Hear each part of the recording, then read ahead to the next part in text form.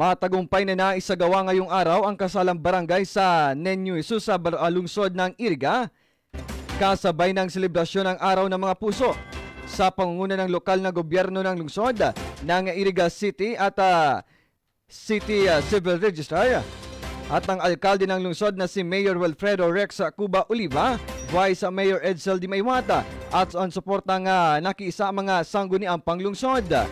Nagbigay ng makabulang nga mensahe ang alkalde sa mga bagong kasal at ipinaliwanag din ito kung gaano kahalaga o kaimportante ang pagpapakasal lalo na sa mga pamilya nga meron ng mga anak na matagal na nga magka-live-in.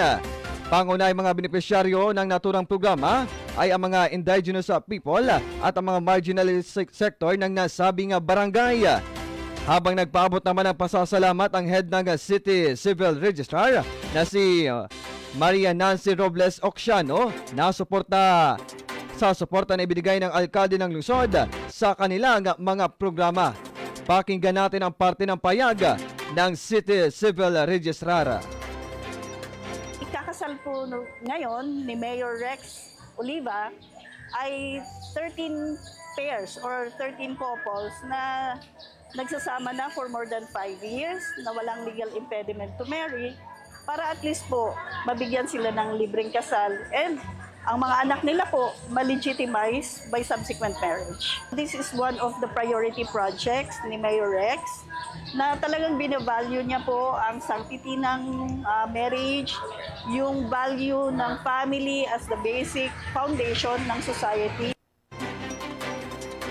Labis naman ang pasasalamat ng punong barangay na si Barangay Captain Gloria Amoroso Ali sa unang pagkakataon na magkaroon ng kasalang barangay sa kanilang lugar sa programa at proyekto ng Arriba Administration sa pangunguna ng alkalde ng lungsod na anya ay makakatulong sa mga indigenous people at mga marginalized sektor.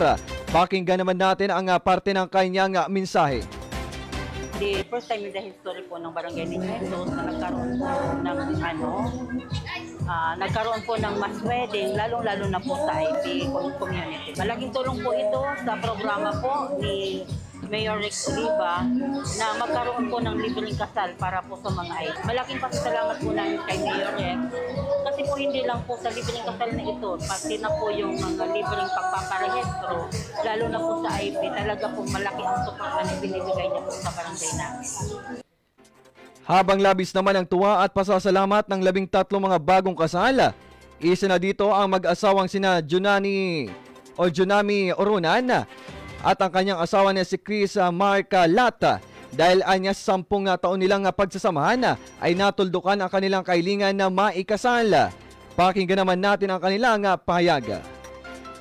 Pasasalamat po una sa Diyos kasi nabigyan si Mayor ng lasang pangangatawan para mapuntahan kami dito at makagawa ng ganitong aktibidad sa barangay namin. Salamat kasi yung mga tulad namin na nahihirapan sa mga ganitong okasyon, ginawa niya ng paraan para lang sa amin. Kaya maraming salamat po, Mayor. Lubos po ako nagpapasalamat kay Mayor Rex po kasi naging posible po na yung ganitong okasyon po sa amin, lalo na po sa amin na hindi makapag-provide po ng ganong kabonggang kasal po.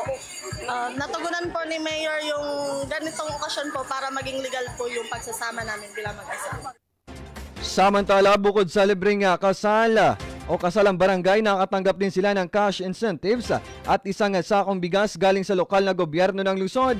At ayon pa sa City Civil Registrar, pagkatapos nito ay ang proseso ng legitimation ng kanilang mga anak. Natapos ang naturang programa sa pagsayaw ng pantumina na karaniwang ginagawa ng mga bagong kasal.